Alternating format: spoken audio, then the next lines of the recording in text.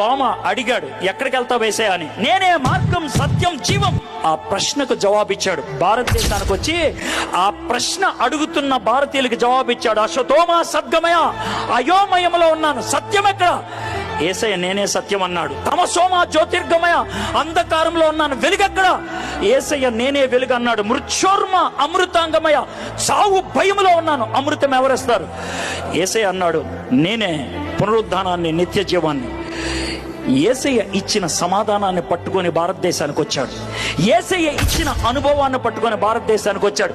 భారతదేశానికి సువార్త బ్రిటిష్ వాళ్ళు తీసుకురాలా, భారతదేశానికి సువార్త అమెరికా వాళ్ళు తీసుకురాలా, భారతదేశానికి సువార్త ఐరోపా ఖండము నుంచి రాలా, భారతదేశానికి సువార్త ఆసియా ఖండము నుంచి తోమా తీసుకొచ్చితే వచ్చింది. భారతదేశానికి సువార్త వచ్చింది క్రీస్తు శకం 53 అక్టోబర్ నెలలో. దిస్ ఇస్ ప్యూర్లీ ఈస్టర్న్, ఈశాన్యంలో పుట్టింది. ఇది పాశ్చాత్యంలో పుట్టింది కాదు.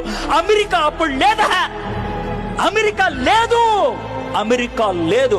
అమెరికాని కనుక్కుంది 15వ శతాబ్దంలో. భారతదేశానికి సువార్త వచ్చింది 1వ శతాబ్దంలో.